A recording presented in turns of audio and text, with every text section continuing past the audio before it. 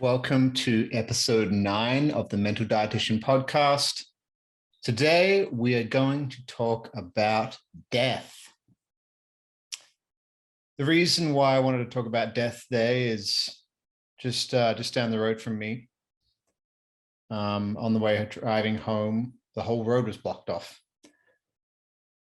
And a tree had fallen on somebody's car, and the forensic unit was there and they blocked off the entire road. So I'm assuming that person is no longer with us. And there's nothing like thinking about your own mortality to put things in perspective about what is important in your life and what is not important in your life.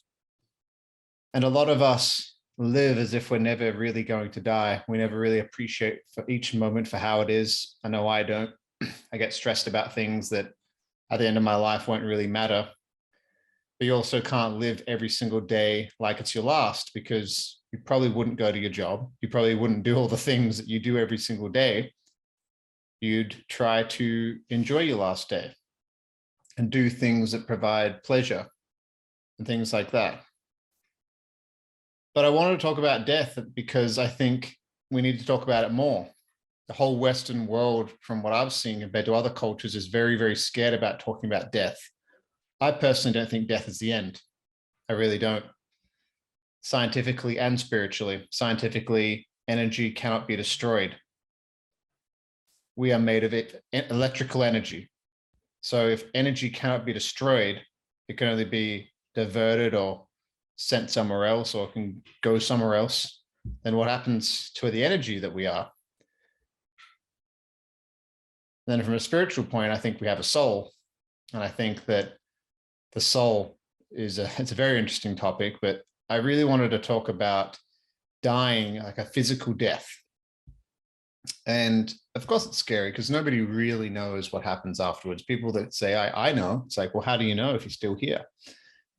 There's some people that have died and they've come back, or they've gone flatline for 5 minutes and have had crazy things happen to them. But it's really important, in my opinion, to constantly think about your death. Memento mori is something that was told to a lot of Roman emperors. And it basically means, remember, you're going to die. Apparently, when they were riding through the streets after a battle and they had a great victory, there was a person, I've forgotten the title of what their role was. He would whisper in the emperor's ear, memento mori, which means remember, you will die. And it's such a great perspective, because I just think about if I was that person driving home and the tree fell on me and you were somewhat conscious at the end and you knew you were going to die, it'd be very strange. It'd be very, very strange, because you might have been rushing home to see your kids or to see your family, or you were worried about emails from work or things like that. And all of a sudden, it's done.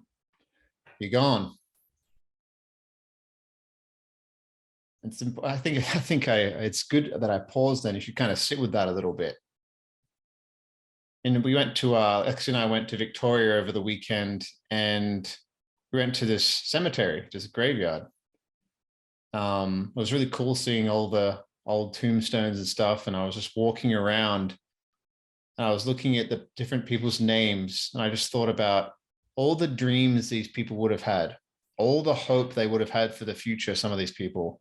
The youngest grave I saw was a 1-year-old, which was really sad. And I saw people in their 20s, 30s, 40s, 50s, 60s, 70s, 80s, 90s. And I just looked at each one of these people. Some of them died in the early 1900s. Some of them died in the 1800s. And it was a crazy perspective for me, because you just look at these people and like all the things that they would have hoped for and dreamed for. And a lot of them probably never had any of those things come to fruition. One of my favorite sayings is that most men live a life of quiet desperation,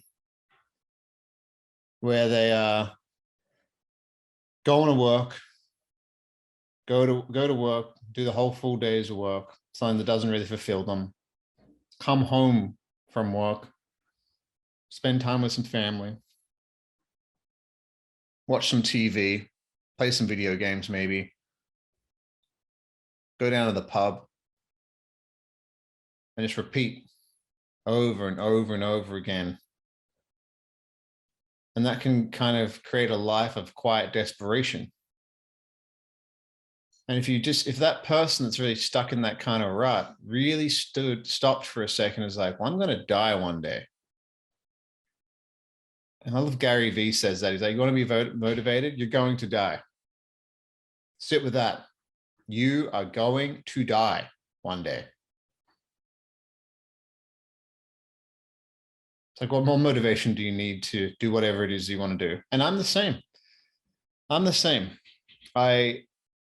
I don't do everything that I know that I could, but there's always things that hold you back. There's limiting beliefs, there's childhood trauma, there's things that people have said to you, there's all kinds of stuff.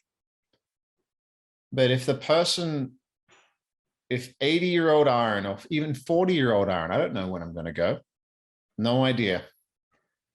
If that person that say Ahren died and all of a sudden he could have a conversation with me and he's like, hey man,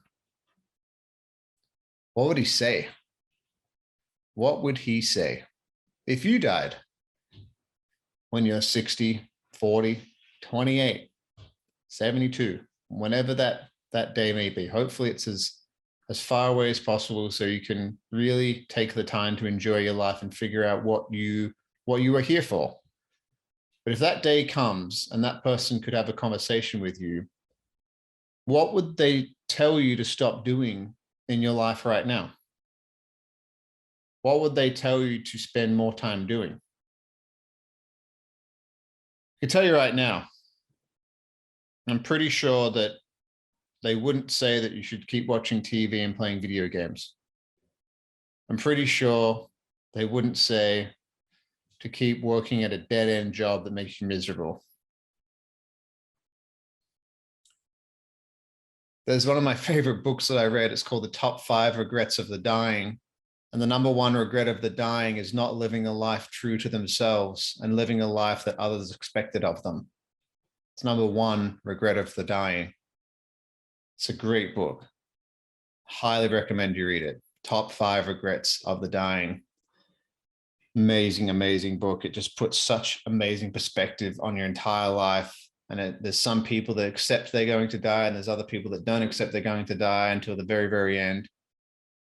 And it's a very strange thing. It's a very strange thing to deal with and to see.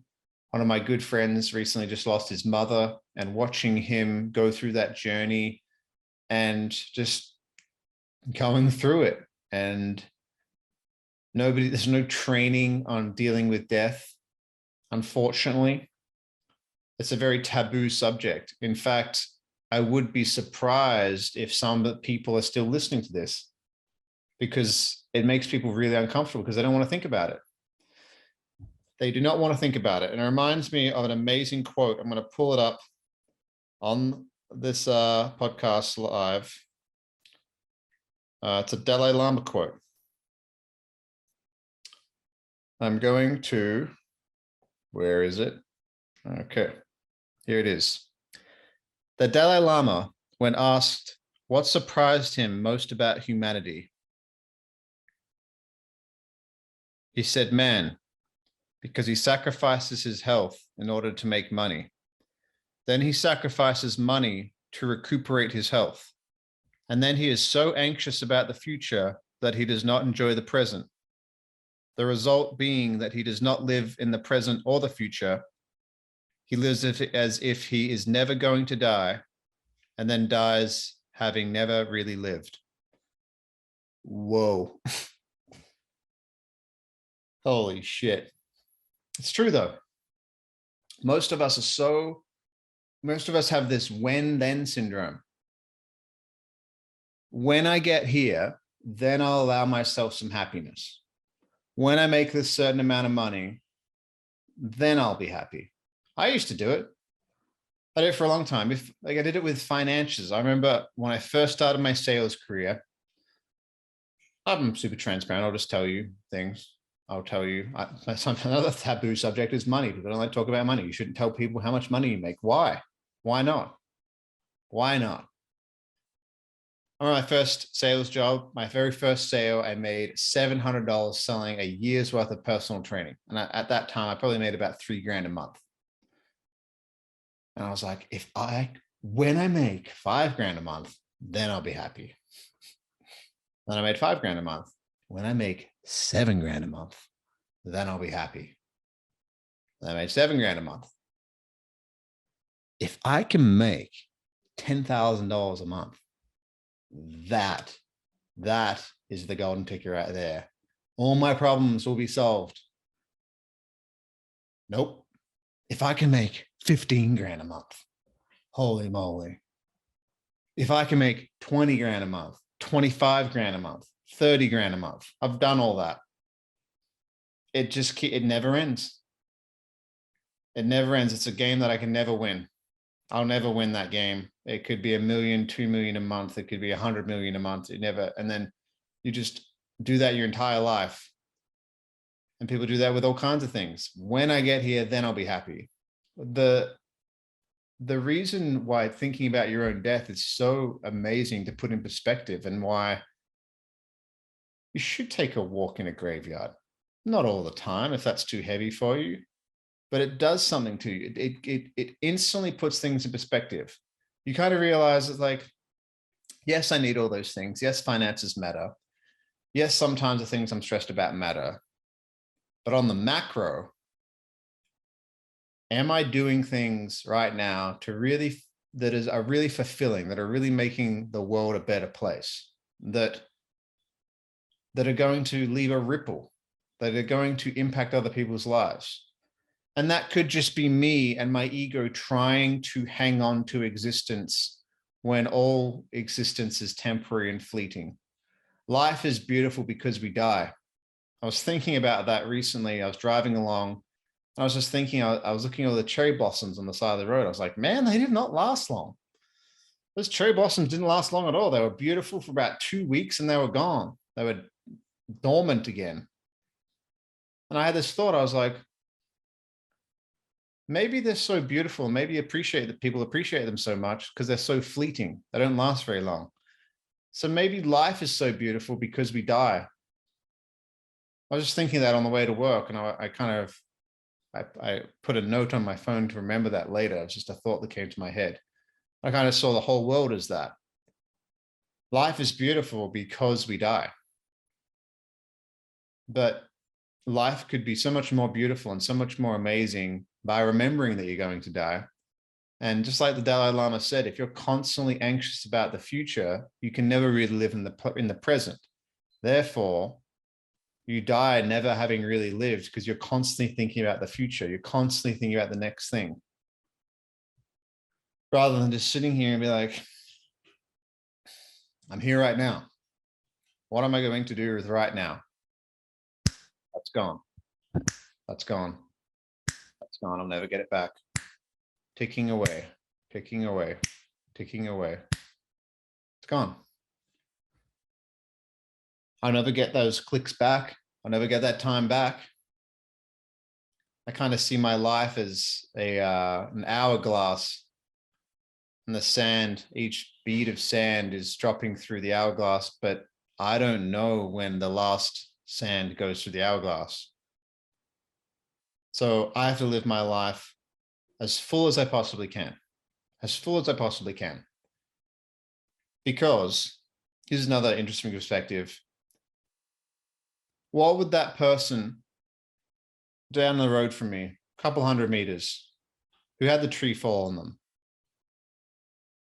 Maybe it was a whole family. I don't know. No idea. It's pretty heavy shit. What would he say to me right now, or she, or them, whoever they are, if they could be like, hey, you just died. What's one message that you would like to say to all of humanity now that you're gone? If you've got a family member or a friend that has passed away, what would they say to you if they could have a conversation with you? It's an amazing perspective. I've had some pretty crazy experiences with different plant medicines where I've felt the presence of my grandmother. I've felt the presence of one of my friends, Ben, who died of an overdose. And I don't know if it was them, it sure felt like them. And they said things that were like, why are you playing so small? Why don't you go after it? What are you so scared of? And whether or not that is just an archetypal construction in my mind of what I believe those people to be in my life, or whether or not it's a more spiritual thing and it actually is them, and I'm tapping into the quantum realm and I'm communicating with people that are not here anymore, who really, really knows? But it had a massive impact on me. And I was like, why am I playing small? Why am I scared of living my life? And a lot of people, what scares them is not failure. It's really the thought that they could be so much more than what they actually are. And it's not the light, it's not the darkness that kind of scares it. Sometimes it's our own light. But when you think about you're going to die one day, when you think about that thought, it kind of dissolves that feeling. It's like, fuck it. Fuck it. Let's go. Let's go after it. Let's do anything I possibly can, because I'm going to die one day and you're going to die one day. I think I've said that 15, 20 times on this podcast. The whole message behind this podcast, this one, is to talk about death and to really give you that perspective. And I challenge you, if you are listening to this, to think about your death. Think about it once a week. Put it in the schedule. Okay, on Sundays, I'm going to think about how I'm going to die for 5 minutes. See what it does to you. It shouldn't make you depressed. If it makes you depressed, maybe there's something else going on. Actually, maybe it should make you depressed. If it makes you feel really, really down, maybe that is the kick in the ass that you need to do something about your life. If you're really overweight, if you're not in a relationship you want to be in, if you are not at a job you want to be in, you're going to die one day. What are you going to do between right now, those seconds counting down? What are you going to do between those seconds counting down and when your last heartbeat goes?